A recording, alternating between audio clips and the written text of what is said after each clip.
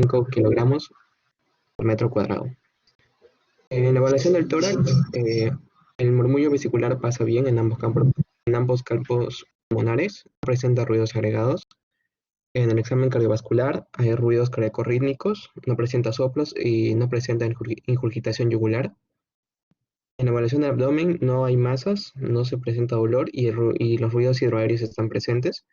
Y en el sistema nervioso, el paciente está lúcido y orientado en tiempo, espacio y persona y no presenta déficit motor.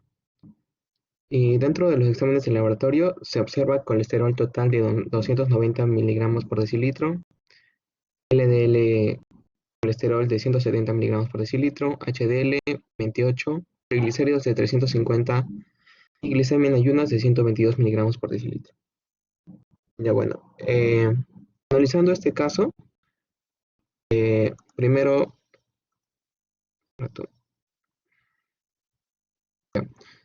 primero he resaltado lo que serían los factores de riesgo del paciente. Por ejemplo, el hecho de que el paciente sea un varón de 53 años ya nos podría evaluar el riesgo cardiovascular que pueda presentar este paciente. También que presenta como hábito nocivo un tabaquismo.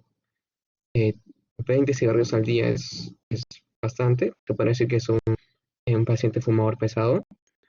También la presencia de presión arterial elevada, ya que vemos que siempre hay que tomar la presión arterial más alta, en este caso desde el brazo izquierdo, presenta 155 sobre 95, está elevada. Bueno, está en el estadio 1, más adelante voy a explicar también en la clasificación.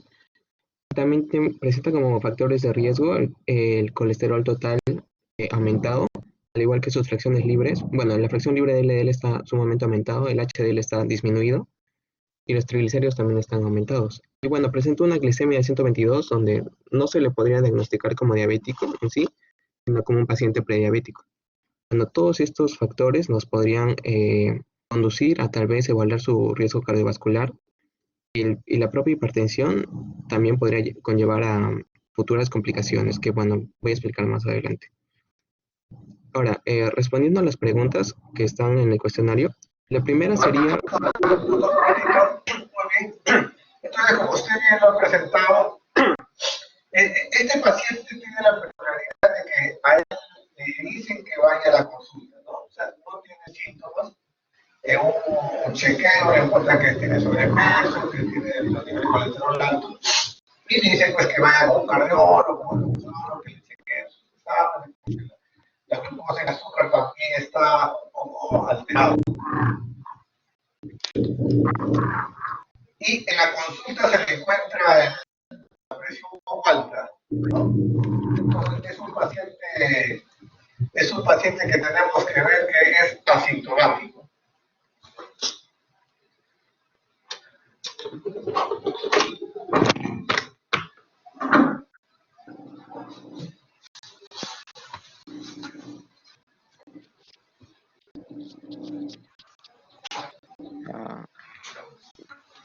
Doctor, ¿me va a realizar alguna pregunta o puedo seguir?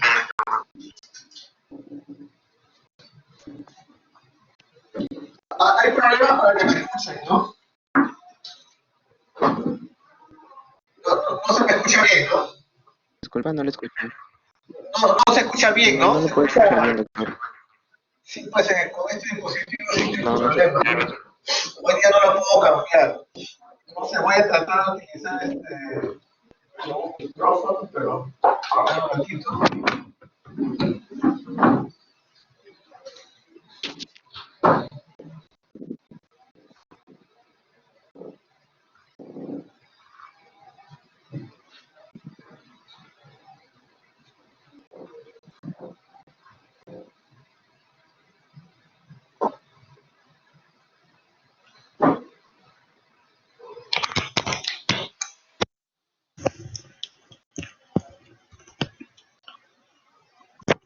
¿Aló? ¿Se me escucha?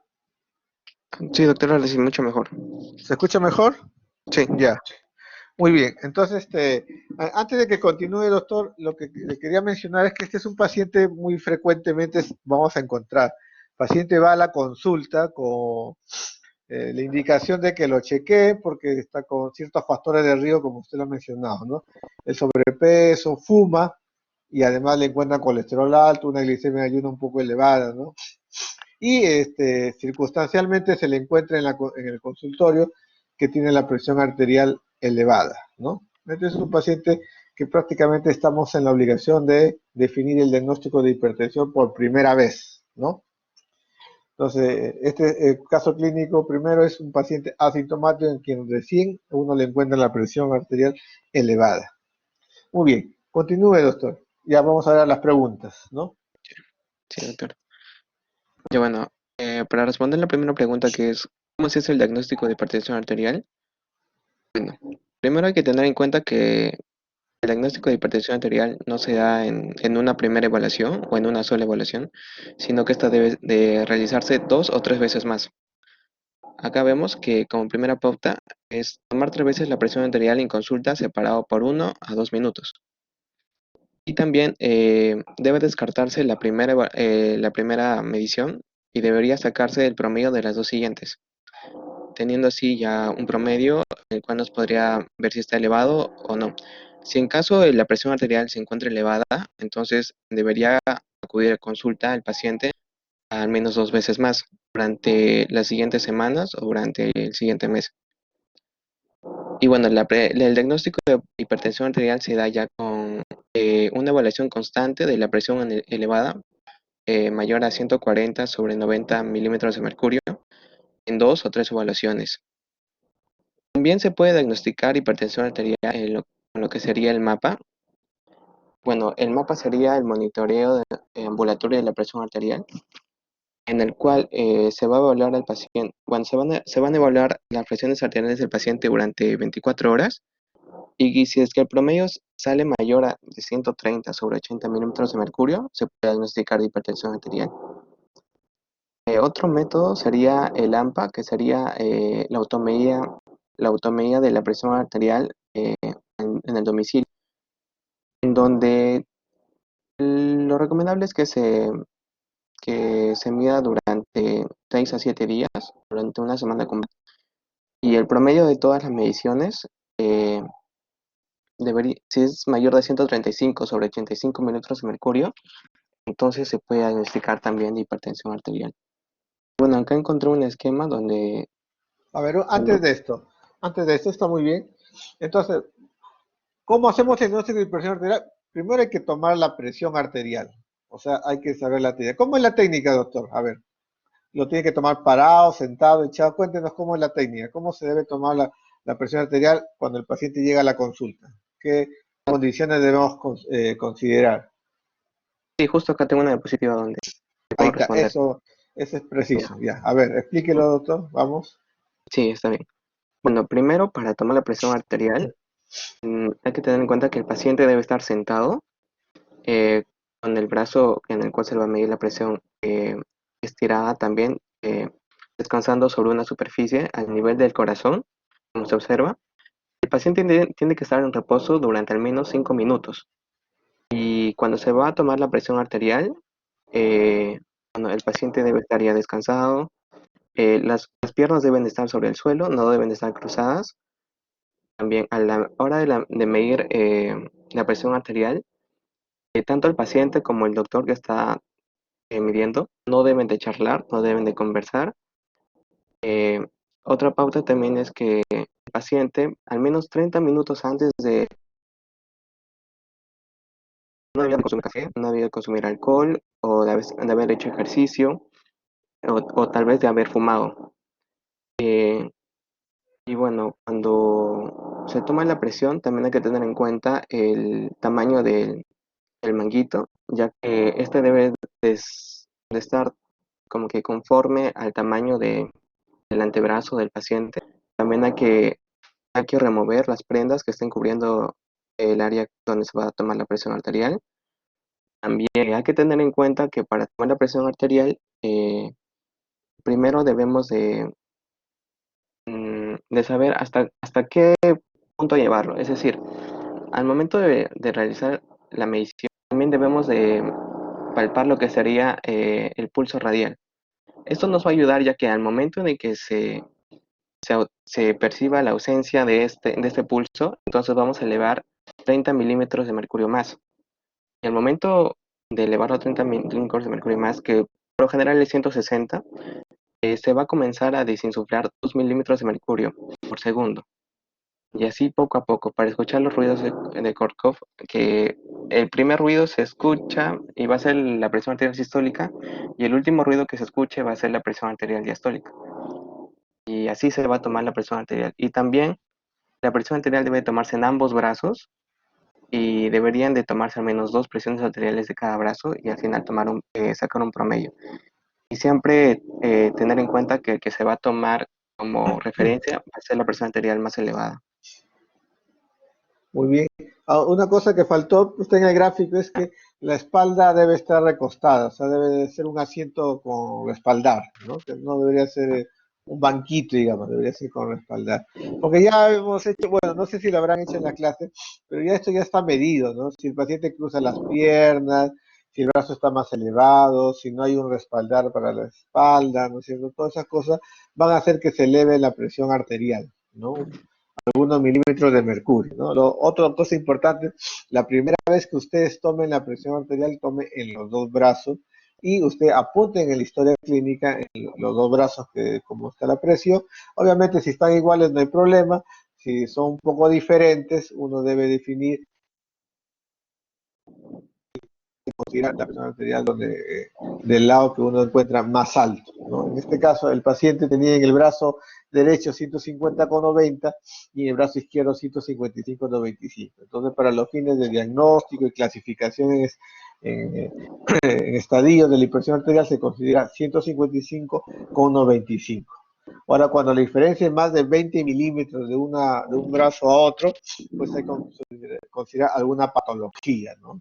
Patología a nivel de la aorta, de los ramos de la aorta, ¿no? Como Takayasu, etcétera, ¿no?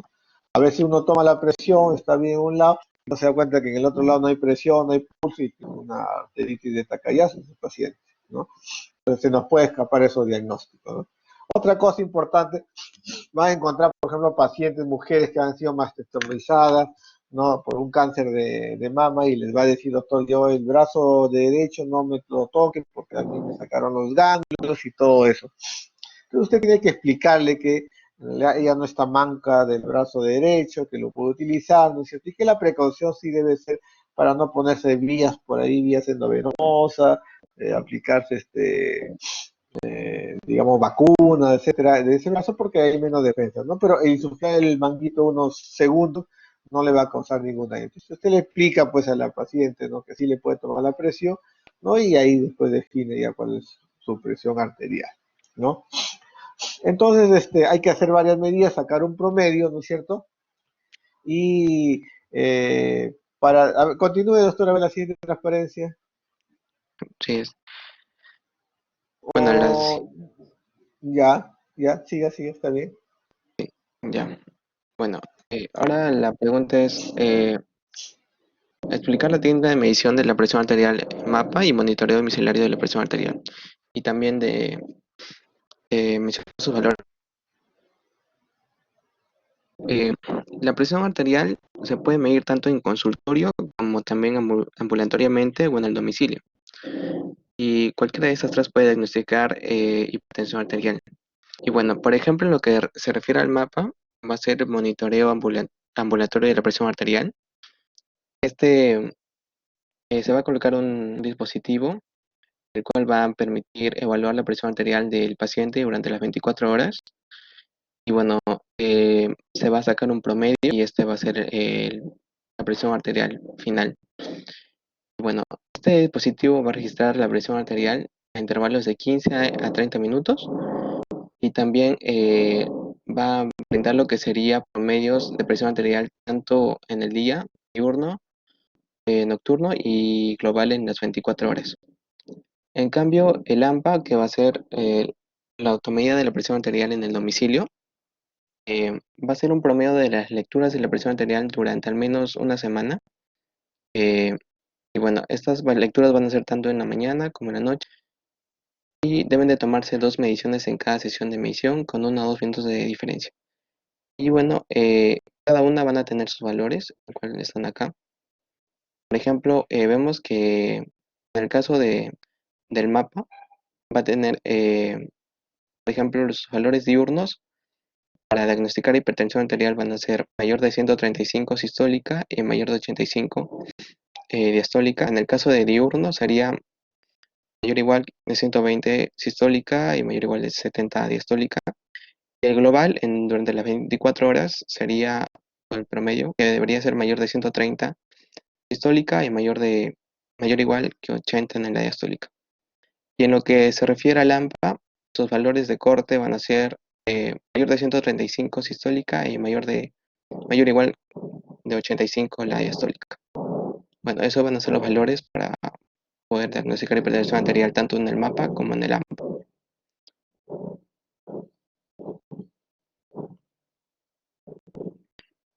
Y la siguiente pregunta también va a corresponder a la pregunta 1 es definir la clasificación de hipertensión arterial según la Asociación Americana del Corazón y la Sociedad Europea de Cardiología de Hipertensión Arterial.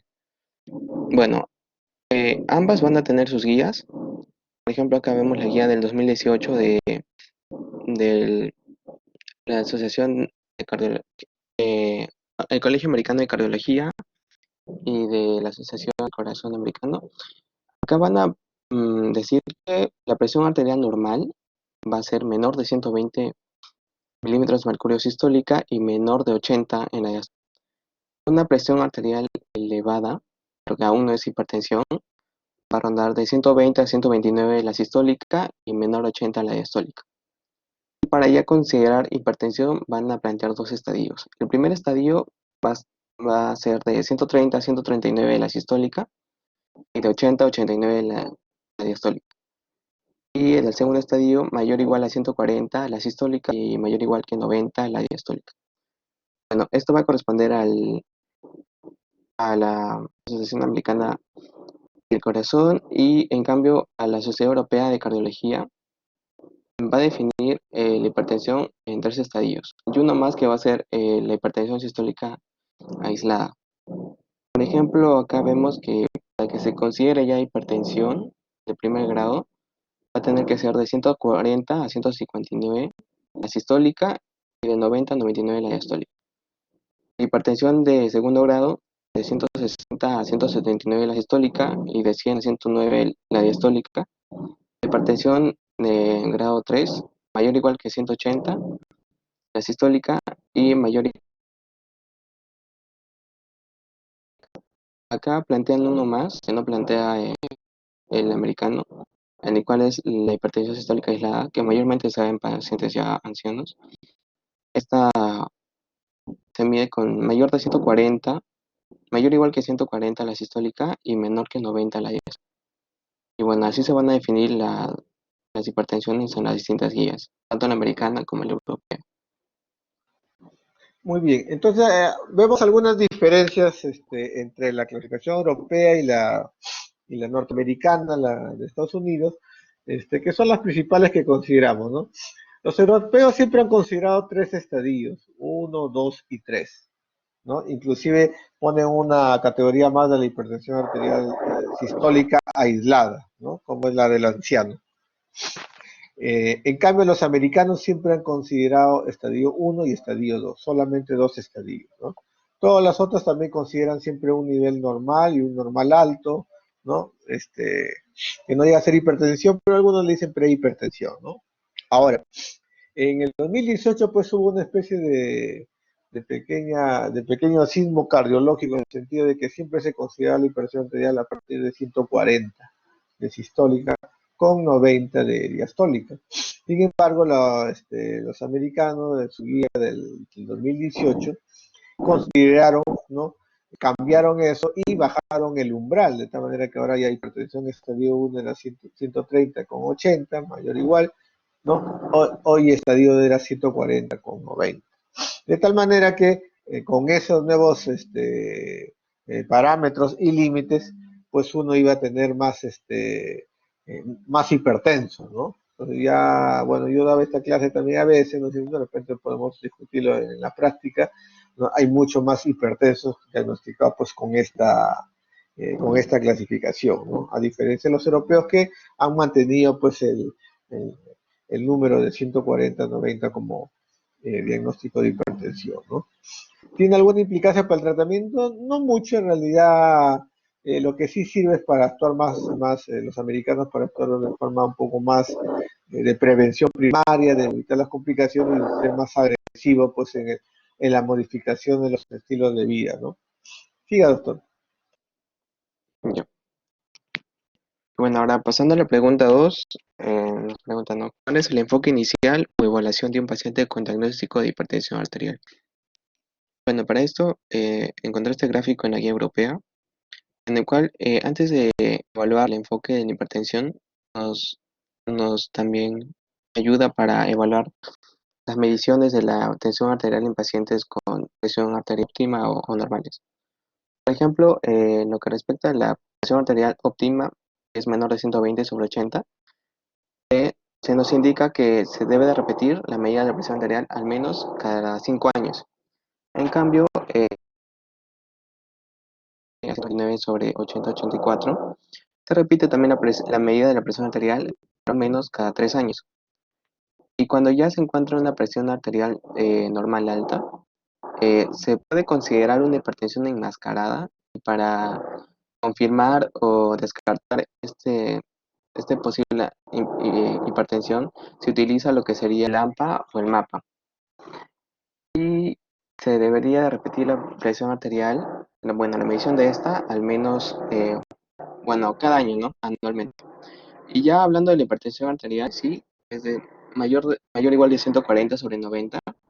Se utilizan cualquiera de los métodos diagnósticos, ya sea las visitas repetidas en consultorio y viendo la presión arterial en el consultorio, o si no, las medidas de la presión arterial mediante MAPA o LAMPA. Y ahora sí, hablando netamente del enfoque de un paciente con hipertensión arterial, vemos que el paciente con una presión arterial normal, lo que se debería de realizar es simplemente modificar el estilo de vida. Es decir, pedirle al paciente que reduzca su peso, trate de hacer una dieta rica en frutas, en vegetales, lo que se llama la dieta DASH. También que restrinja su consumo de sodio y que obviamente realice actividad física. Bueno, también que evite los hábitos nocivos como sería el tabaquismo o el consumo de alcohol. Y bueno, el tratamiento farmacológico en este tipo de pacientes es muy reducido, a menos que presente factores de riesgo muy altos, ¿no? En cambio, en la hipertensión arterial de grado 1, también se le pide que modifique sus estilos de vida, y en caso de que presente alto o muy alto riesgo, se va a utilizar ya un tratamiento farmacológico. En caso de moderado y bajo riesgo, también un estilo de vida saludable. Y luego de ello, luego de 3 a 6 meses, iniciar un tratamiento farmacológico, pero con dosis bajas. En cambio, en hipertensión arterial de segundo grado, bueno, también se le pide que modifique su estilo de vida y ya se realiza un tratamiento farmacológico inmediato con dosis altas.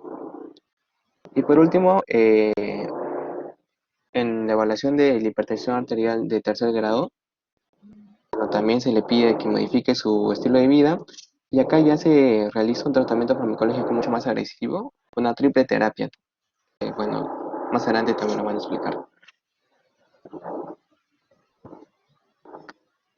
Y bueno, ahora se nos pregunta cuáles son los factores de riesgo cardiovascular. Acá tenemos en la tabla modificables y los leves. Por ejemplo, tenemos en los modificables el tabaquismo, el tabaquismo total, pasivo, la diabetes mellitus, las dislipidemias, colesterolemia, el sobrepeso, obesidad, el sedentarismo o una actividad física baja, o también una dieta poco saludable. Todos estos factores se van a poder modificar y van a poder contribuir a una mejoría en el paciente con hipertensión arterial. En cambio, los factores de riesgo relativamente fijos, como sería la insuficiencia renal crónica, bueno, en el caso de la insuficiencia renal crónica podría modificarse Pero, por ejemplo, la historia familiar de enfermedad cardiovascular, cuando el paciente refiere antecedentes de, por ejemplo, familiares que han fallecido de accidentes cardiovasculares, bueno, acá esto ya sería un factor de riesgo no modificable, al igual que la edad avanzada y al igual que el sexo. El sexo masculino es un factor de riesgo importante. Y bueno, el nivel socioeconómico educativo bajo también va a ser un factor de riesgo, pero no tan eh, impactante en la vida del paciente.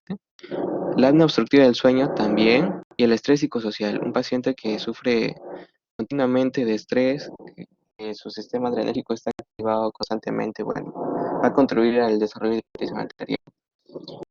Y también se nos pregunta qué factores de riesgo presenta el paciente en la primera historia clínica. Bueno, primero, el tabaquismo. Se mencionó que el paciente consumía 20 cigarrillos al día, era un fumador pesado. También niveles alterados en su perfil lipídico, tanto de colesterol como las presiones libres de colesterol HDL, LDL y triglicéridos. Por lo tanto, el paciente presenta dislipidemia e hipercolesterolemia. También el paciente presentaba bueno, el paciente en realidad presentaba obesidad de tipo 2, ya que su IMC era de 35 kilogramos por metro cuadrado. El sexo masculino, bueno, el paciente era un varón y también de edad avanzada. Bueno, lo puse así entrecortado porque la edad del paciente era de 53. Y en el tercer encontré, bueno, para casos de riesgo alto, la edad debería ser mayor de 55 años en varones y de 65 en mujeres.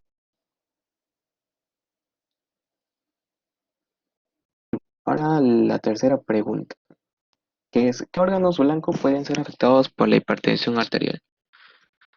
Bueno, encontré que se pueden eh, comprometer cuatro órganos blancos, por así decir.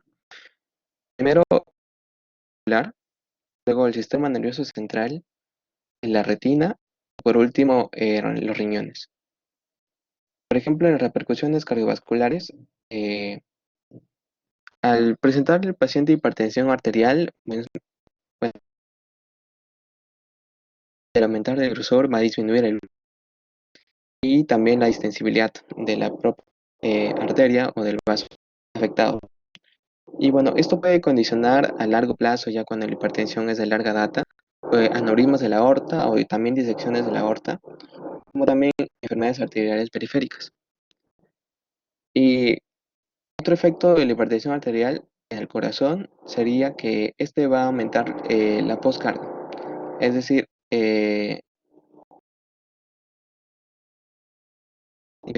o si no, la dificultad de aumentar el volumen efectivo del vértigo izquierdo hacia la aorta. Al aumentar la postcarga, va a haber un aumento del miocardio, del músculo miocárdico, entonces va a haber una hipertrofia concéntrica del ventrículo izquierdo, y esto al principio va a condicionar una disfunción diastólica y mediante pase el tiempo una disfunción sistólica. Y también por la misma hipertrofia del miocardio, bueno, se va a aumentar los requerimientos de oxígeno. Entonces se podría también presentar finalmente una insuficiencia cardíaca. Bueno, también leí que la hipertensión arterial aumenta la incidencia de lesiones coronarias y que los pacientes con hipertensión arterial con muertes cardiovasculares o mueren por infarto del miocardio o mueren por accidentes cerebrovasculares. Bueno, en las repercusiones sobre el sistema nervioso central, algunas manifestaciones leves serían la alteración de la visión, cefalea occipital, tinnitus o acúfanos, o también la presencia de vértigo. Pero ya cuando la hipertensión arterial es muy severa, podrían existir accidentes cerebrovasculares, tanto hemorrágicos o isquémicos.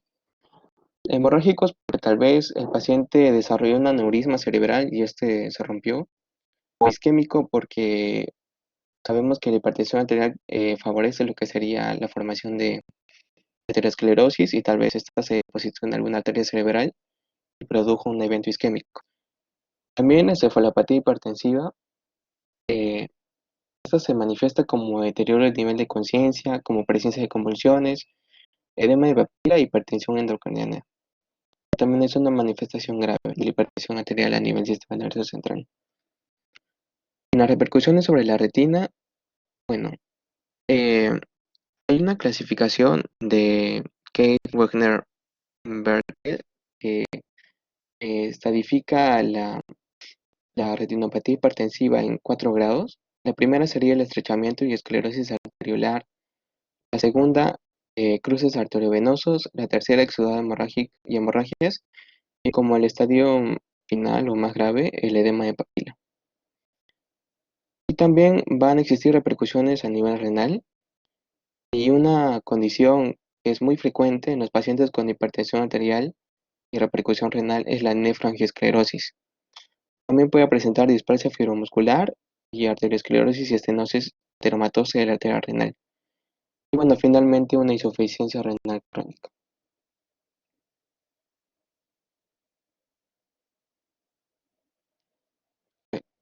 Doctor, me está escuchando, ¿verdad? Se está reconectando el doctor. ¿Hablando solo? No, no, sí te escuchamos nosotros. Ah, bueno. Sí. Entonces, no, creo que voy a esperar, doctor. Tal vez me quieras hacer alguna pregunta.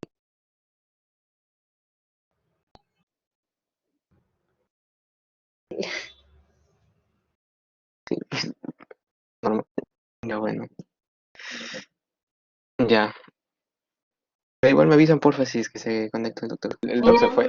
Creo que El doc se mejor es esperar al doctor, porque tiene problemas de internet. Hay que esperarlo además. ¿Saben en qué parte me quedé cuando se fue el doctor?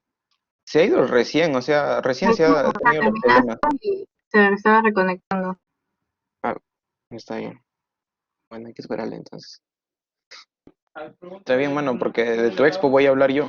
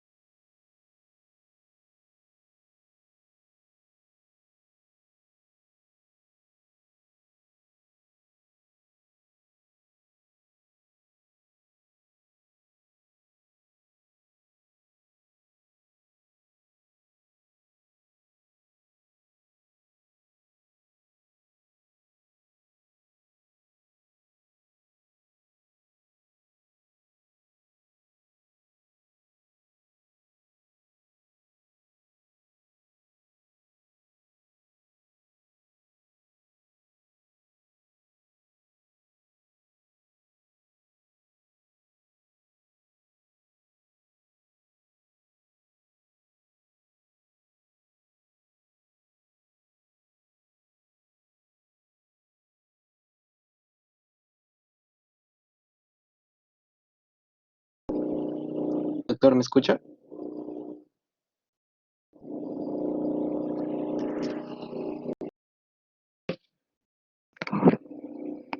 Hola, me salí de Hola, la, ¿me puede me escuchar? salí conexión, sí, me escucho. ¿También te saliste o no? No, doctor, estuve esperándolo.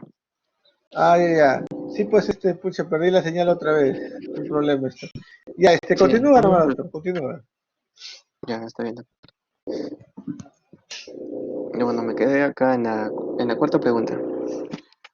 La Era cuarta, poner el estadiaje, ¿no? De este paciente específicamente, ¿no?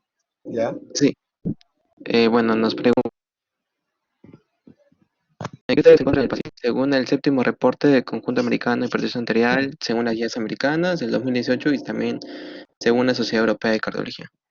Bueno, estas dos tablas ya las presenté, pero vamos a clasificar la hipertensión arterial del paciente, teniendo en cuenta que los valores de la presión arterial del paciente del primer caso clínico era de 155 sobre 95. Entonces, según la clasificación americana, estaría en el estadio 2 de la hipertensión y según la Sociedad Europea de Cardiología, estaría en el primer grado de hipertensión. Y Fíjense, según, disculpa que te interrumpa, doctor.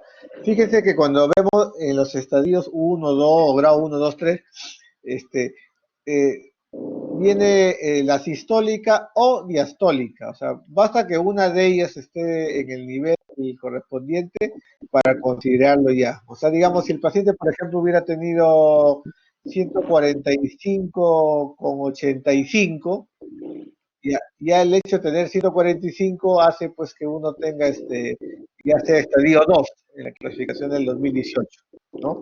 No tienen que ser los dos. En cambio, por ejemplo, cuando dice hipertensión arterial normal, tiene que ser la sistólica menor de 120 y la I, o sea, la otra condición también, la diastólica menor de 80, ¿no? Eso considera bien en los, ¿cómo se llama? Para la clasificación, ¿no? Igual, entonces considera la mayor también, ¿no? Digamos, si tuviera 145 con 105, por decir, sería grado 2 de los europeos, ¿no? Porque 145 sería grado 1 en la sistólica, pero la diastólica sería grado 2, ¿no? Más de 100. Entonces se considera que sería grado 2. No sé para que considere, ¿no? ¿Cuál se considera, la sistólica o la diastólica? La que sea la mayor, ¿no? Muy bien, continúa, doctor. está bien, doctor. Bueno, esa sería la clasificación tanto americana como europea, pero bueno, también hay otra clasificación americana que sería reporte, bueno, el Joint National Committee, la séptima junta, en el cual el paciente estaría en el estadio 1, que va de 140 a 159 la sistólica, o de 90 a 99 la diastólica. Bueno, el paciente cumple los dos, ya que está en 155 sobre 95. Esa era la tradicional, la que en esa época, y ese es del 2002 creo, hasta el 2018 todos en el mundo, todos los países del mundo consideraban 140 con 90, ¿no? Recién es en el 2018 que la Asociación Americana del Corazón cambia a 130 con 80, ¿no? Y ahí hace una diferencia con el resto del mundo, digamos, ¿no? Esto todavía está por definir, ¿no? Probablemente se regresa a 140 probablemente, ¿no? Pero la idea de los americanos es hacer este, un manejo un poco más intensivo, ¿no? Más intensivo y como yo énfasis en la prevención, ¿no? Siga, doctor. Ya. Ahora en la pregunta 5 nos pregunta, ¿cuál es la importancia? La hipertensión arterial en sí es considerada un factor de riesgo cardiovascular y bueno, como ya mencioné anteriormente, puede causar distintos, eh, distintas alteraciones a nivel del sistema nervioso central, de la retina o del mismo corazón y de sus vasos. Y por ejemplo, la hipertensión arterial puede causar lesión endotelial, aneurismas y disecciones de Z, también los microaneurismas de Charcot-Bouchard, arteriosclerosis hiperplásica, que histológicamente se define como piel de cebolla. También puede causar insuficiencia cardíaca, arritmias ventriculares, cardiopatía miocárdica, infarto de miocardio, infarto cerebral, que son causas muy frecuentes de mortalidad en hipertensión arterial, claudicación intermitente y también puede comprometer las mesentéricas por la trombosis de estas. Y bueno, como última pregunta es, ¿cómo estratifico el riesgo cardiovascular en un paciente con hipertensión arterial? Bueno, para estratificar el riesgo cardiovascular tenemos que tener en cuenta, eh, que primero debemos de evaluar los factores que ya se mencionó anteriormente, como podrían ser las dislipidemias, la obesidad, el sexo masculino, la edad, todos esos factores. También deberíamos evaluar lo que sería las comorbilidades, la diabetes o también la enfermedad renal crónica y también las afectaciones de órganos blancos. ¿no? Si es que está en la retina, el sistema nervioso central, está afectando el corazón o los vasos. Y por ejemplo, acá tenemos el primer estadio, ¿no? En el cual no se presentan manifestaciones como tal. Por ejemplo, cuando no existen factores de riesgo y cuando la presión es normal, bueno, un poco elevada, de 130 a 139 la sistólica, 85 a 89 la diastólica, el paciente va a presentar un riesgo bajo. No va a haber mayor compromiso, es más, no puede haber, no se le advierte que modifique su estilo de vida, debe seguir como está. En cambio, cuando ya el paciente presenta de uno a dos factores de riesgo y así tenga una presión normal o elevada, bueno, acá sí se le pediría que modifique su dieta, que realice más ejercicio. Y cuando ya presenta tres o más riesgos, factores de riesgo, bueno, el riesgo va a ser de bajo a si seguimos bajando en el segundo estadio cuando hay daño de órgano diana o cuando hay también una enfermedad renal crónica de tercer grado o existe diabetes, el riesgo ya pasa a ser de moderado a alto. Y, y cuando ya existe en el tercer estadio eh, una enfermedad cardiovascular establecida, una enfermedad renal crónica de cuarto grado o más, y también diabetes mellitus con órgano con daño de órgano diana, acá ya va a existir un alto riesgo. Así solamente presenta una presión arterial normal. Y si presenta una hipertensión de primer grado, segundo o tercer grado, obviamente el riesgo va a ir aumentando. Va a ir aumentando tanto se compliquen los factores de riesgo, tanto presenten comorbilidades, como también se vaya agravando o vaya elevándose los niveles de presión arterial. Por ejemplo, acá en el cual nos indica, por ejemplo, supongamos acá, ¿no? Un paciente con hipertensión arterial grado 3 con uno o dos factores de riesgo. ¿Qué se le indica? Cambios en el estilo de vida. Una dieta no, que consuma menos sal, que consuma más vegetales, más verduras, que haga ejercicios. Y también ya se le indica un tratamiento farmacológico, ¿no? Para que la presión arterial se estabilice y sea menor de 140 sobre 90. Y así en cada estadiaje se le indican ciertas modificaciones en el estilo de vida o si no ya es que lo requiere un tratamiento farmacológico.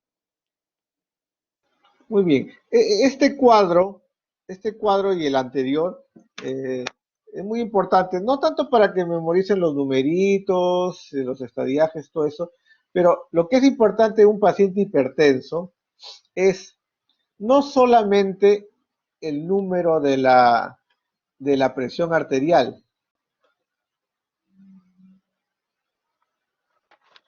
Un ratito quiero poner el puntero, no creo que no puedo utilizar porque está usted, No, sí, ¿no? No puedo, ¿no? no, Ya, no.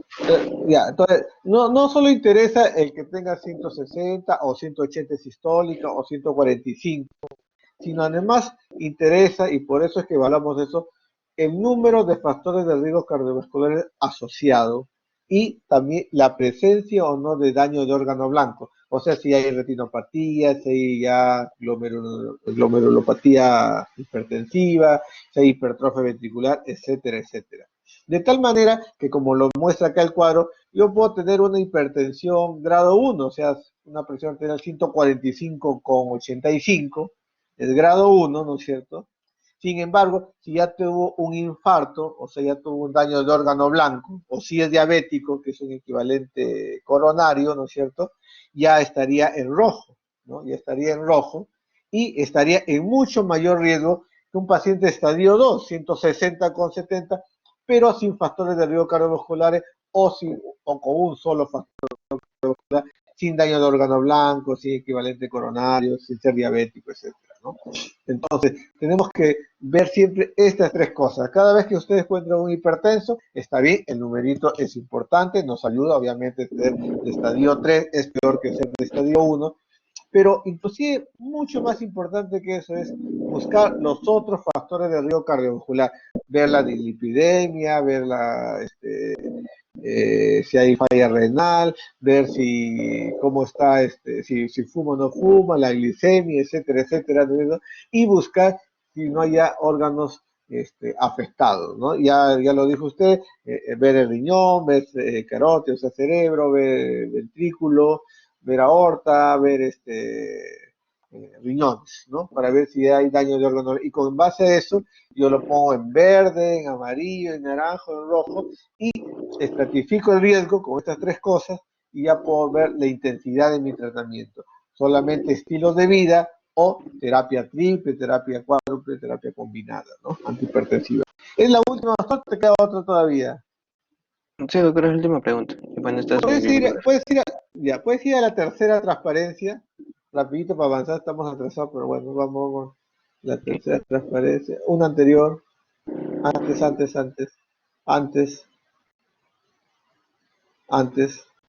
ya, la siguiente. La siguiente. No, antes. Creo que la segunda, tercera transparencia, nomás. Antes de tus preguntas, después de presentar tu casito. Ya, esa es. Entonces, solo ya para recapitular, si yo le encuentro al paciente, ya vimos cómo se toma la presión arterial, ya vimos todo lo que debemos considerar, vemos los niveles. Si la presión arterial está en tu consultorio, los dos promedios de las dos tomas, en los dos casos top, está más de 180, de 110 la sistólica, diastólica, le vuelve a tomar, se cerciora que está así, ¿no es cierto? Y si ya está en esos valores, uno ya diría que ya es hipertenso, ¿no? Ya no necesitaría, pues, nueva visita, todo y uno lo cataloga con ahora 180, 170, yo diría que a partir de 170 uno diría, no, usted ya es hipertenso, ¿no? Ya no necesitaría más visita. Y lo que sí hay que considerar, como dice, valorar si es una urgencia hipertensiva, ya el tratamiento, ¿no es cierto? Y ya enfocarlo como un hipertenso. Si el valor no llega a 170 o no llega a 180, ¿no es cierto? Probablemente sí yo requiera, pues, más controles de ambulatorios, ¿no? en el consultorio, ¿no? O considerar la posibilidad de utilizar el mapeo o la automedición de la presión arterial en el domicilio. En otras palabras, si la presión está entre 130, 160, 170, te puede quedar la duda en la primera visita y que tienes que hacer un buen seguimiento en próximas visitas, ¿no es cierto? Y probablemente tal vez pedir un mapeo o que se tome la presión en la casa, ¿no? Pero si la presión está muy normal, o sea, 120 para abajo sistólica, o si está muy alta, 170, 180, la sistólica, ¿no? 100 la diastólica, 100, 110 la diastólica, pues uno ya diría pues que el paciente es hipertenso y ya no hay necesidad de esperar para poner la etiqueta de hipertensión arterial. Muy bien, doctor Miguel. El doctor Marco Pejerrey, el siguiente caso. Sí, doctor, Gracias. voy a proyectar la pantalla. Ya, muy bien. Ah,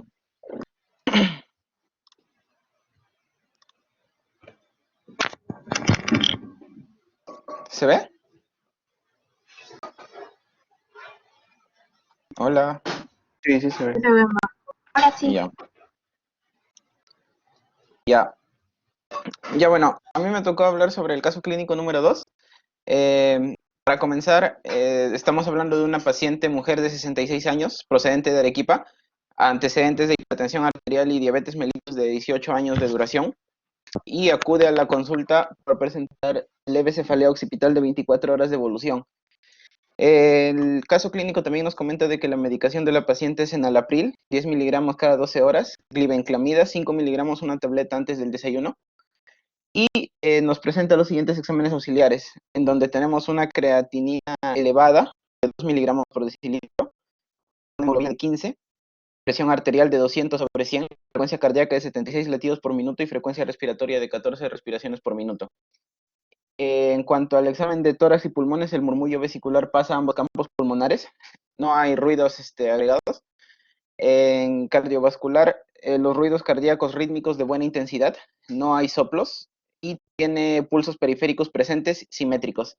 En cuanto al sistema nervioso central, es una persona orientada en tiempo-espacio y no tiene déficit motor.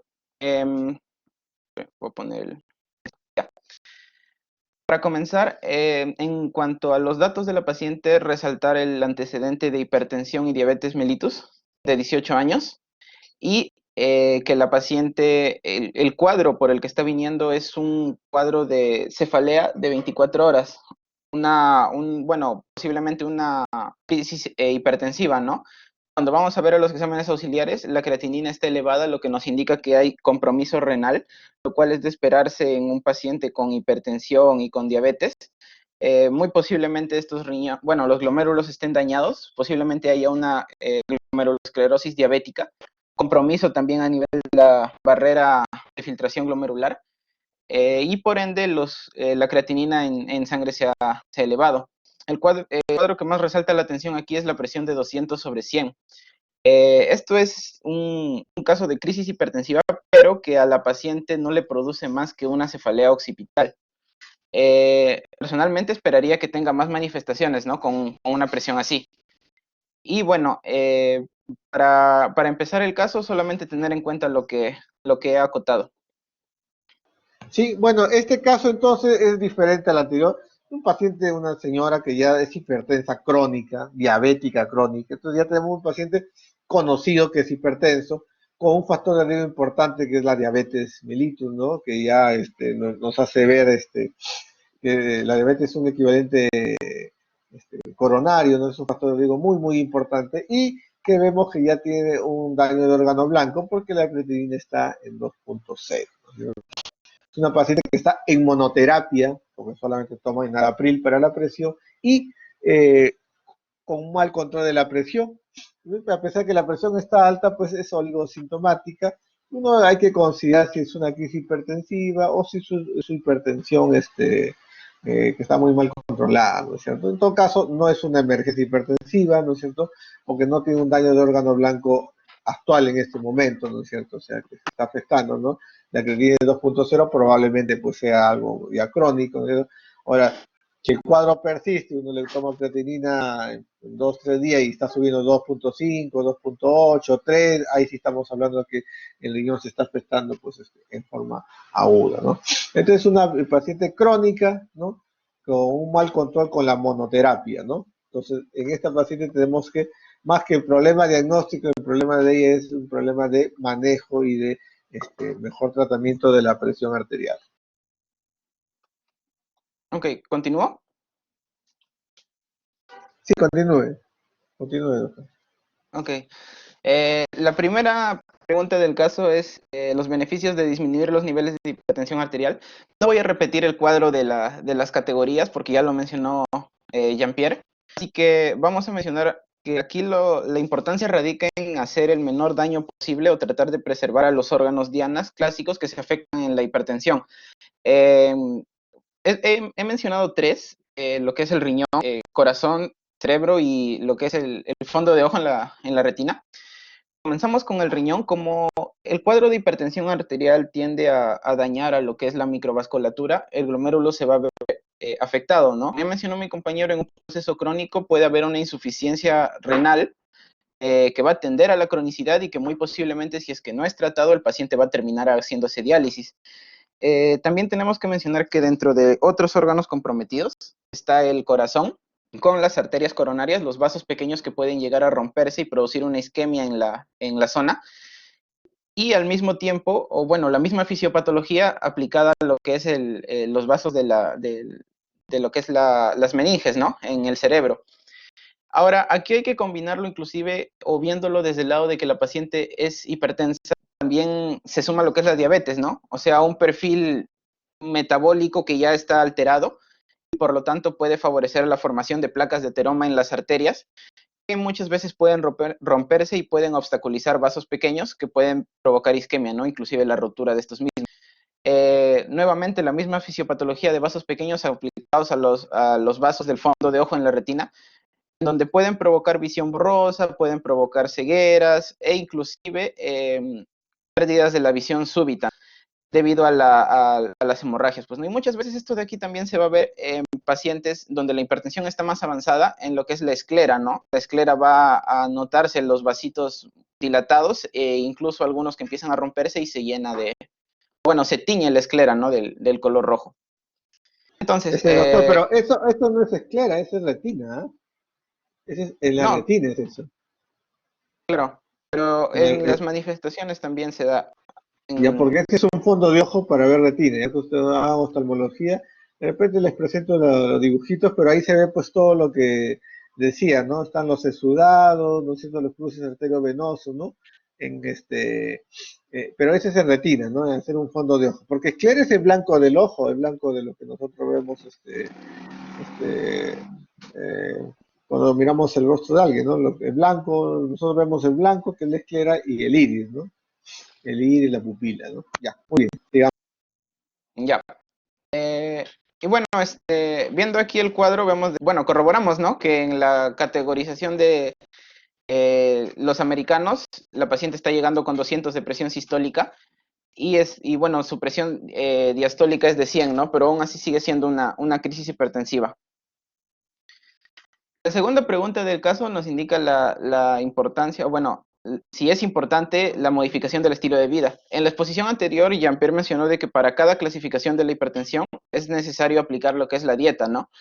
Muchas veces la hipertensión, al ser un cuadro multifactorial, se puede prevenir, ¿no? Está más que todo en lo que es la cultura de cada paciente en tratar de discernir, de dejar de lado los hábitos nocivos que son el tabaquismo, el alcoholismo, la dieta hipersódica. Muchas veces hay gente que consume lo que es las sopas en abundancia y las sopas al contener un nivel alto de condimentos también favorece a lo que es el incremento del sodio y por lo tanto a la larga puede generar un cuadro de hipertensión arterial. El sedentarismo como una mayor causa bueno, como uno de los principales factores sumado al estrés y a la obesidad. Este cuadro es de una investigación que hicieron en España sobre, o bueno, jóvenes comunes, perdón, en Ecuador, sobre jóvenes que hicieron, bueno, les preguntaron sobre sus hábitos, dejando de lado el historial, ¿no? De si tienes un familiar hipertenso o bueno, si tienes alguna otra, digamos, una predisposición genética, ¿no? Porque la hipertensión no se hereda, no se tiene la predisposición. Pero viendo solamente el lado superficial, la cantidad de factores de riesgo es grande, pues, ¿no? Y la población los tiene en su mayoría.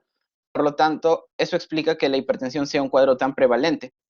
Si vamos a lo que es la epidemiología del país, vemos de que el peruano promedio come hasta llenarse, ¿no? Lo cual también eso es bastante peligroso porque no hay un balance. Normalmente uno come lo que necesita para sobrevivir y no come de más, pues, ¿no? Porque esto va a tender a la obesidad, a problemas de sobrepeso y sumado al sedentarismo, ahora que estamos en aislamiento, también predispone, ¿no? A la hipertensión. Así que tenemos que ver dos cosas. Tenemos que encontrar un balance en lo que es el alimento, el agua, el ejercicio continuo y el estado mental para poder reducir el riesgo de hipertensión, pues, ¿no? Bueno, si vamos más que todo aquí al ambiente, en Lima, el problema del tráfico, del estrés, también los humos, ¿no? La contaminación también favorece a la aparición de la hipertensión.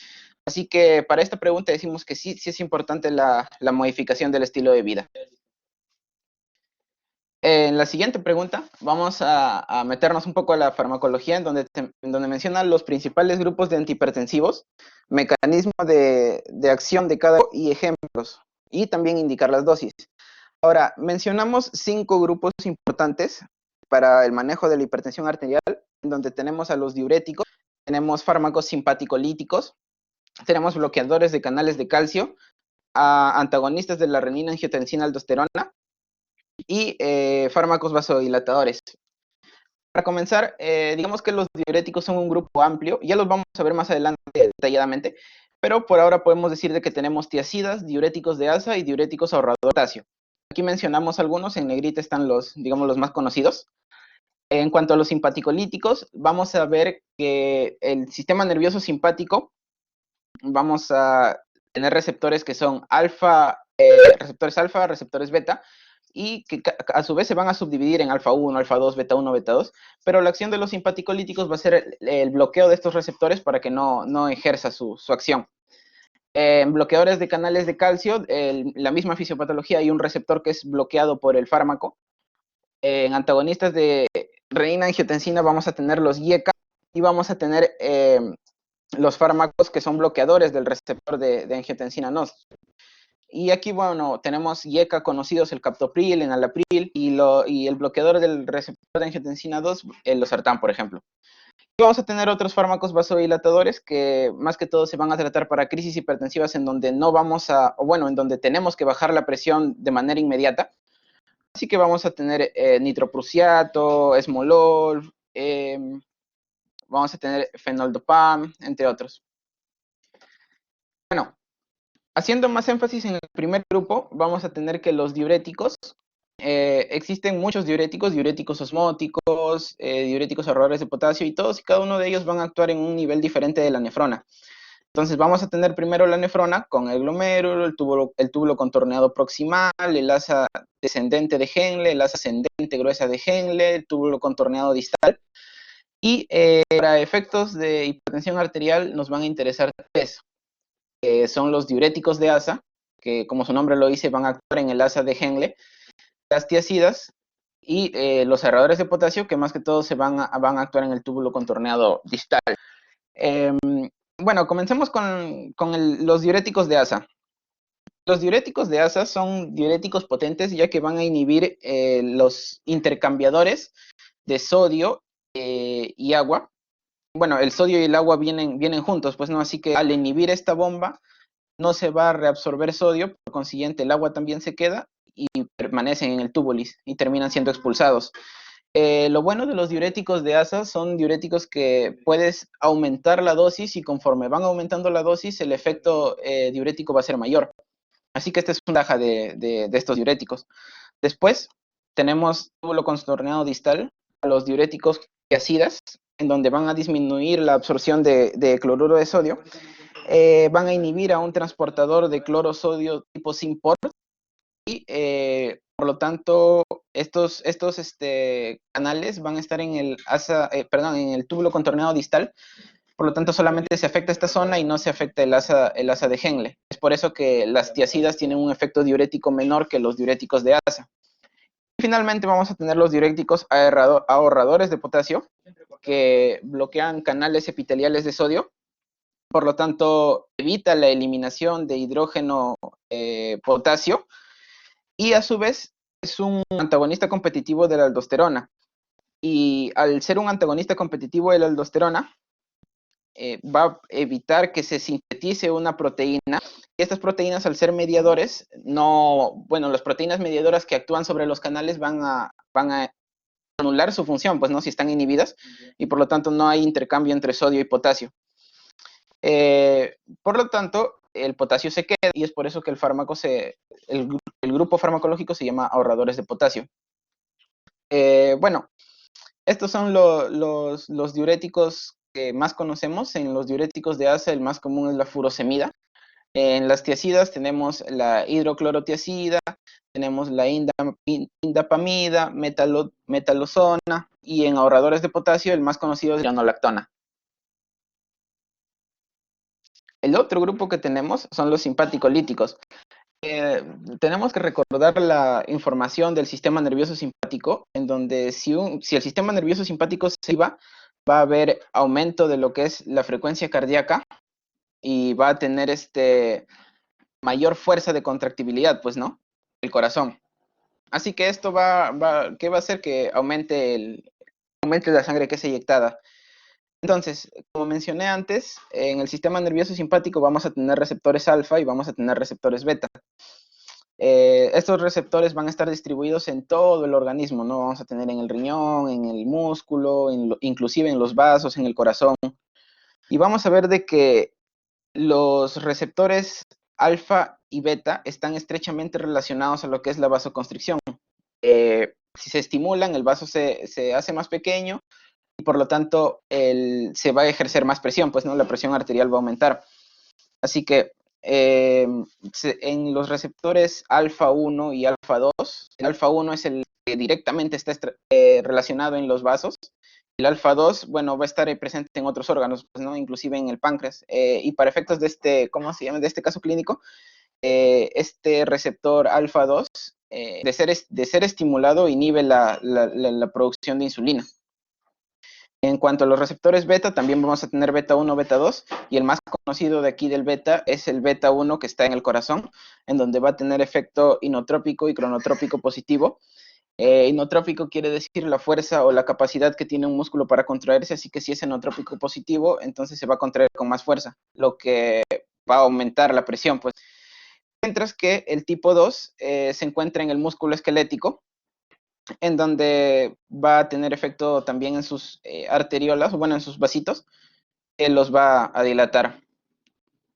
En cuanto a lo que es beta bloqueadores, vamos a tener todos estos, los que terminan LOL, más conocidos el atenolol, el carteolol, metoprolol, y en lo que son bloqueadores alfa 1, vamos a tener doxazocina, prazosina, terazina. Y bueno, cabe mencionar de que estos simpático-líticos, más que todo se van a aplicar a lo que es un paciente que tenga la hipertensión arterial asociado a un problema que es netamente cardíaco, pues, ¿no? Como por ejemplo, arritmias, por ejemplo. Luego tenemos bloqueadores de canales de calcio. Bueno, los bloqueadores de canales de calcio están presentes, bueno, los canales de calcio están presentes en todo lo que es en todo el cuerpo, en todos los tejidos. Vamos a ver que los canales de calcio tienen un efecto inotropo negativo y disminuyen la frecuencia cardíaca. Así que si estamos utilizando un fármaco que impide la salida de calcio, se afecta la contractibilidad de un músculo y por lo tanto el inotropismo del corazón va a ser afectado, ¿no? Si damos más de un fármaco que es un bloqueador de canal de calcio, entonces el corazón va a latir con menos fuerza y la presión va a ir bajando. Va a tener efectos sobre lo que son las arterias coronarias y las arteriolas, así que también ayudaría a un cuadro de un paciente que también tenga compromiso de arteriolas por cuadros de arteriosclerosis. Y los fármacos, bueno, de los calcio antagonistas, vamos a tener dihidrodipirinas y dihidropiridinas. Aquí tenemos algo interesante, ¿no? O sea, las dihidropiridinas tienen el amilodipino como su fármaco principal, y este fármaco es el que ha tenido el mejor efecto cardioprotector que las no dihidropiridinas. Pero las dihidropiridinas han presentado un mejor efecto para mejorar la proteinuria. Pacientes que bueno, perdían las proteínas, pues no, por la orina. Entonces este es el receptor, se regulan los canales de calcio que se guarda dentro de la célula y que se libera para la contracción. Al ser bloqueados, el calcio simplemente no pasa y por lo tanto la célula pierde fuerza, pues no, el estímulo de contracción. Otro grupo farmacológico, vamos a tener a los antagonistas de renina-angiotensina. Doctor, una preguntita. Doctor, disculpe que le interrumpa. Una pregunta, ¿por qué se hace esa diferenciación entre calcio antagonista o bloqueador de canal de calcio no dihidropiridínicos y dihidropiridínicos o dihidropiridinas, no dihidropiridinas? ¿Por qué esa diferencia? Las dihidropiridinas son todas las que terminan en pino, ¿no? Amlodipino, felodipino, nimodipino, nifedipino, etcétera. En cambio, las no dihidropiridínicas son dos, diltiazem y verapamilo. ¿Por qué hacemos esa diferencia? ¿Cuál es la diferencia? Si bien es cierto, los dos bloquean los canales de calcio, hay una diferencia en su efecto farmacológico, además de ser antihipertensivos, ¿no? Bueno, sabía que yo sabía de que los dos actuaban sobre los canales de calcio, pero también parece que las dihidropiridinas eran en el retículo sarcoplásmico, creo que se almacenaba dentro de la célula. Esa era la diferencia hasta donde leí. Las no dihidropiridínicos, o sea, diltiazem y verapamilo, además tienen efecto, obviamente, en los canales de calcio, pero del sistema de marcapaso del corazón. Puede actuar a nivel no sinusal, el no aurículo ventricular, porque si ustedes recuerdan algo de fisiología, pues también el calcio tiene que ver mucho con la función de marcapaso, o sea, de autoestimulación del nodo sinusal o del nodo aurículo ventricular. De tal manera que el diltiazem verapamil, a bloquear los canales de calcio en esas células del nodo AB y del nodo sinusal, tiene un efecto cronotropo negativo, ¿ya? O sea, producen bradicardia. Por lo tanto, ya lo vamos a ver, son también antiarrítmicos. En cambio, el nifedipino, los dipinos, o sea, los dihidropiridínicos, no producen bradicardia, más bien al producir vasodilatación, porque tiene un efecto antihipertensivo vasodilatando las arterias, ¿no? Las arteriolas, ¿no es cierto? Al producir vasodilatación de las arteriolas, más bien hay una cierta taquicardia refleja. Entonces los pacientes que toman hidropirínicos están medios acelerados, ¿no? 80, 90, 100 inclusive. En cambio los que toman diltiazem más bien tienen bradicardia, ¿no? Ese es su efecto cronotropo negativo. Eso va a ser muy importante porque cuando veamos ahorita terapia combinada, ¿no? Cuando lleguemos a eso, vamos a ver que eso tiene bastante implicancia. Continúe, doctor. Ya. Y ya bueno, en antagonistas de renina-angiotensina vamos a tener una cadena importante, ¿no? El angiotensinógeno del hígado es catabolizado por la renina y se produce la angiotensina 1.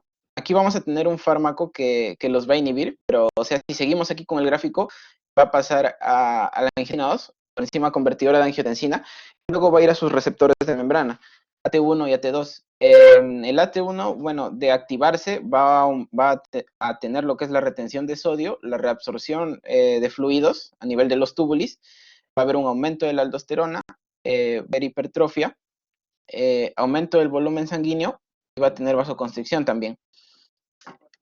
Bueno, entonces, lo que es lo farmacológico, en los inhibidores de la enzima convertidora de angiotensina van a cortar este nivel, por lo tanto no va a haber angiotensina 2 que actúe sobre su receptor, y vamos a tener otro grupo farmacológico que va a atacar, o bueno, va a competir con la angiotensina 2 por el receptor.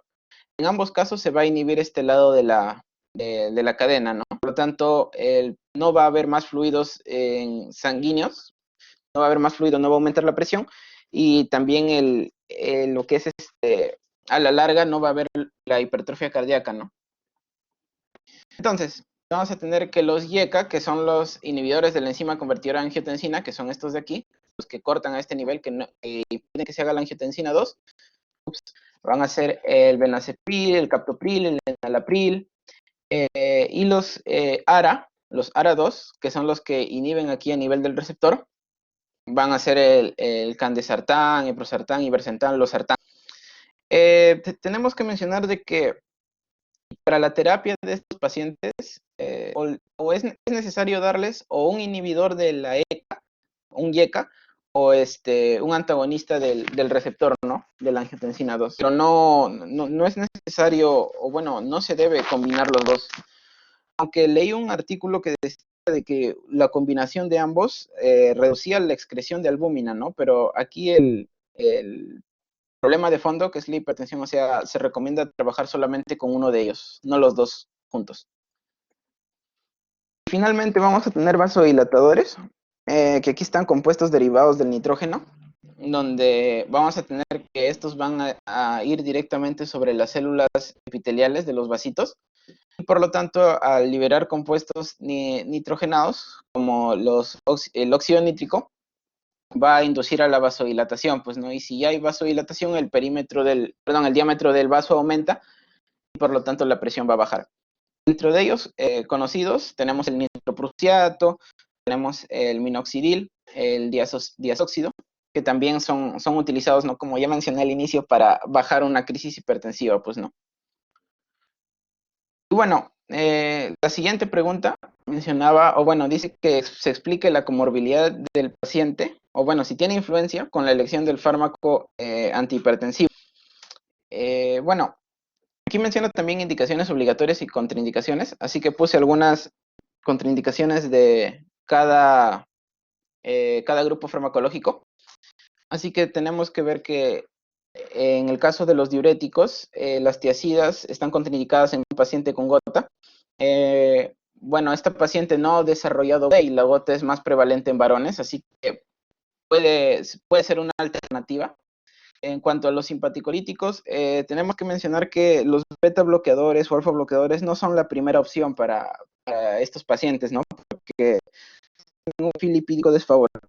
O sea, aumentan triglicéridos, bajan el colesterol de alta densidad, la resistencia a la insulina sube, y este es un paciente diabético, ¿no? Así que estos fármacos, este grupo farmacológico estaría contraindicado para ellos, ¿no? Bueno, para este caso porque podría empeorar su caso de diabetes. Luego tenemos a los bloqueadores de canales de calcio, en donde la indicación, o bueno, lo que más nos dice la literatura es que induce bradicardia, ¿no? Insuficiencia cardíaca si es que se usa demasiado lo que es el verapamilo y el diltiazem, y pueden producir mareos también. Así que es necesario ajustar la dosis de los bloqueadores de canales de calcio, pero este sigue siendo una opción terapéutica para la paciente. En antagonistas de renina-angiotensina, bueno, en un paciente hipertenso con diabetes sí es necesario que haya al menos un fármaco de este grupo farmacológico, bien sea lo IECA o bien sea los SARA. Y hay que tener cuidado de que los fármacos que actúan sobre el receptor de angiotensina 2 está contraindicado en gestantes, ¿no? Así que, bueno, este paciente ya es mayor, ya ha estado trabajando con un IECA. Y bueno, sería evaluar, pues, ¿no? Que más adelante la pregunta ya nos puede evaluar sobre el tratamiento. Y bueno, por último, los vasodilatadores, donde ya los síntomas son más sistémicos, ¿no? Porque se afecta a toda la circulación. Puede producir hipotensión, taquicardia, náuseas, mareos, así que tenemos que evaluar estos también. Y bueno, relacionando, bueno, la relación que más se tiene en pacientes diabéticos e hipertensos con sus comorbilidades, queda descartado totalmente los simpático-líticos y nos quedamos con diuréticos, bloqueadores de canales de calcio y antagonistas de renina-angiotensina aldosterona. Y bueno, esta es la última pregunta. ¿Qué tratamiento le indicaría a la paciente? La paciente llega con 200 de presión sistólica, así que primero que nada es necesario controlar esa crisis. A pesar de la presión alta, la paciente la única molestia que refiere es la leve cefalea. Así que, bueno, podemos tratarlo con un ARA o un IECA. En este caso va a ser un losartán, seguido de es un inhibidor de canales de calcio, que aquí he escogido el amlino por su efecto protector cardiovascular, ¿no? Después de que la paciente tiene la comorbilidad de diabetes.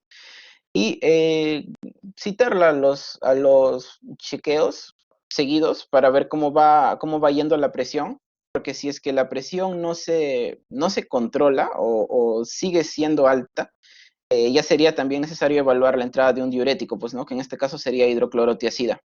Y estos 3 fármacos son los que he elegido, ¿no? Para el tratamiento de esta paciente. Y eso es, doctor. Muy bien, entonces, a ver, este paciente pues es una hipertensa diabética mal controlada. Toma una sola medicación y no controla. Entonces, hay varias opciones, ¿no?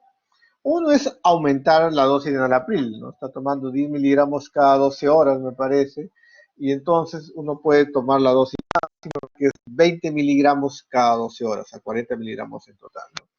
Pero ya vamos a ver, porque su compañera va a hablar María Ramírez va a hablar sobre terapia de combinación y todo eso.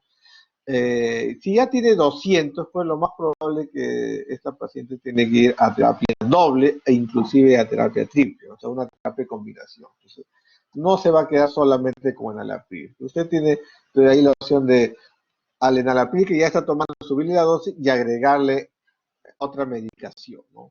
Probablemente una muy buena combinación a un IECA o a un arador es agregar un calcio antagonista, ¿no? Como un anodipino, ¿no? Y probablemente si uno va a utilizar 3 drogas, pues la hidroclorotiazida sea también de primera opción. En este caso el doctor dice, no le voy a dar enalapril, le voy a dar losartán, y le voy a dar amlodipina y posiblemente hidroclorotiazida, ¿no? Esto lo vamos a discutir bien en terapia de combinación, ya en terapia de combinación. ¿Puedo regresar a la teoría de transparencia, doctor, ya para acabar? ¿Ya está? Cuando yo, sí, esa pregunta decía si la comorbilidad del paciente tiene influencia en la lesión. Entonces, ya vimos al paciente que es hipertenso, ya lo categorizamos en estadio 1, 2, 3, dependiendo cuál quiere usted, americana, europea. Ya vimos los factores de riesgo cardiovascular, ya vimos si hay daño del órgano blanco, para eso pedimos exámenes auxiliares, etcétera, ¿no? Y ya estratificamos el riesgo. De ahí vamos a estilo de vida y a tratamiento antihipertensivo. Si es estadio 1 será de un solo fármaco y si es 2, 3 va a ser terapia de combinación antihipertensiva. Pero también tenemos que fijarnos en la comorbilidad.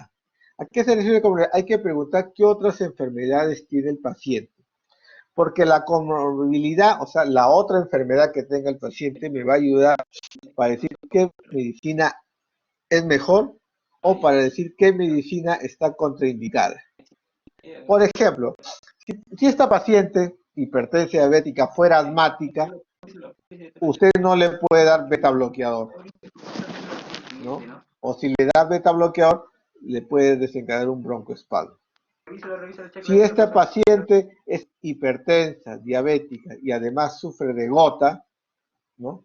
Entonces yo no le debo dar hidroclorotiazida. ¿Por qué? Porque las tiazidas están contraindicadas en gota porque aumenta la hiperuricemia.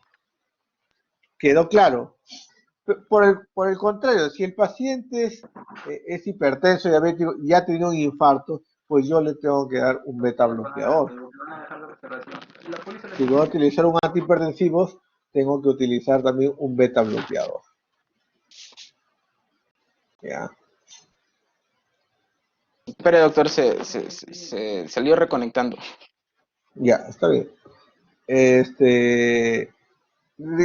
Si el paciente sufre de una arritmia, una taquicardia, una fibrilación auricular, pues mi tratamiento antihipertensivo será, pues, uno de ellos tiene que ser un beta bloqueador o un calcio antagonista no dihidropiridina, verapamido o diltiazem. ¿Se dan cuenta?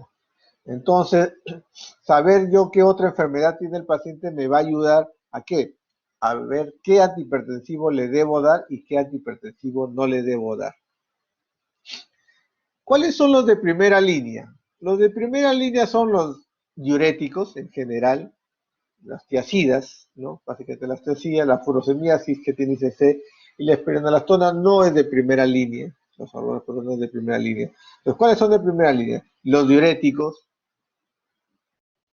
los bloqueadores de canales de calcio, los YECA y los antagonistas de los bloqueadores de angiotensina 2, ¿no? Esos son de primera línea, ¿no? Diuréticos tiazídicos, calcio antagonistas, YECA y ARA2. De ahí nomás viene los beta bloqueadores y después todo lo demás, los alfa bloqueadores, ¿no es cierto? Y los vasodilatadores directos. Si ustedes se fijan en esta gráfica que está ahí, algunos de estos antihipertensivos son hormonales o neurohormonales. Quiere decir que bloquea el sistema simpático a nivel cardíaco, los beta bloqueadores. Otro bloquea el sistema renina-angiotensina-aldosterona, ¿no es cierto? Que son los YECA, los ARA2 y la espironolactona. Entonces, esas drogas yo las llamo las drogas antihipertensivas que actúan a nivel neurohormonal. Bloquean el sistema simpático a nivel del corazón y bloquean el sistema renina-angiotensina-aldosterona. Las otras drogas, los vasodilatadores, las tiazidas, los calcio antagonistas, los alfa bloqueadores, básicamente o quitan volemia o vasodilatan los vasos. Es un efecto más directo. Es un efecto más directo, más hemodinámico, o sea, o quitan volumen, por lo tanto quitan presión arterial, o vasodilatan y disminuyen presión arterial, ¿no? Esto va a ser importante. Lo que han presentado sus compañeros, todas estas drogas, corresponde más o menos al 85% de la farmacología cardiológica. Cuando hablemos de insuficiencia cardíaca la otra semana, vamos nuevamente repetir, todas estas drogas, prácticamente todas estas. Cuando hablamos de enfermedad coronaria, vamos a hablar muchas de estas drogas, y cuando hablamos de la última semana de arritmias, hablaremos nuevamente de beta bloqueadores, de verapamilo y de diltiazem. Por lo tanto, hay que esta primera semana, donde estamos hablando de farmacología cardiológica, revisen bien estos grupos farmacológicos, tu compañero ha presentado bien el mecanismo de acción, todo eso, lo que yo les estoy diciendo, que algunos que actúan a nivel neurohormonal y otros que actúan básicamente vasodilatando nada más o quitando volumen a las arterias, ¿no? Para bajar la presión arterial. Entonces nos va a servir bastante para insuficiencia cardíaca. Vamos a dejar el seminario acá. En realidad vamos a empezar pues casi 40 minutos más por el problema de que no encontraba mi conexión. Bueno, la otra semana, el miércoles, el próximo jueves igual a las 11 va a ser igual conmigo. Terminamos lo que es hipertensión y haríamos la primera parte de insuficiencia cardíaca. Entre hoy y mañana le preparo el seminario de insuficiencia cardíaca para el siguiente grupo, ¿ya?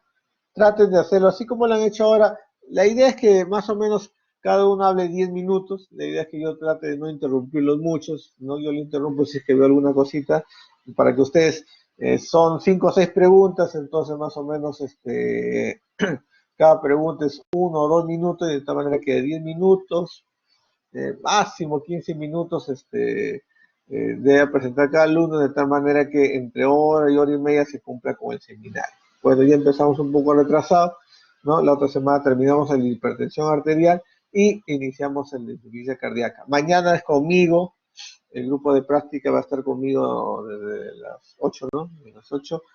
Y también el cursillo. Por favor, lean todos lo que es prueba de esfuerzo y test de perfusión. Vamos a hablar mañana del cursillo de las 11 de pruebas evocadoras de isquemia, o sea, pruebas para ver si un paciente tiene isquemia miocárdica, enfermedad coronaria, riesgo de infarto.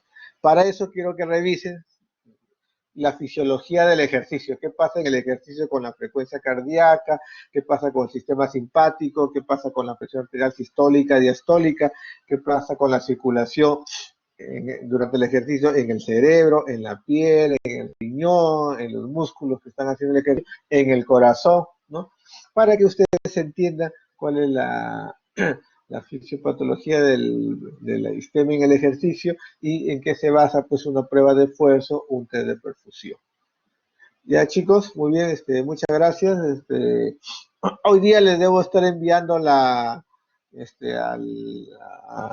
al subdelegado, el doctor Josian, le voy a enviar la transparencia del cursillo de laboratorio, ¿no? El cursillo de laboratorio, y si puedo lo envío en la noche también el seminario de ICC, o sea, de la otra semana, o si no, se lo envío mañana viernes. ¿Ya? Entonces nos vemos el día de mañana. Muchas gracias. Gracias, doctor. Gracias, doctor.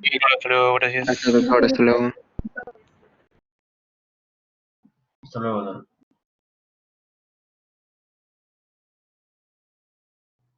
Gracias, doctor. Buenas tardes.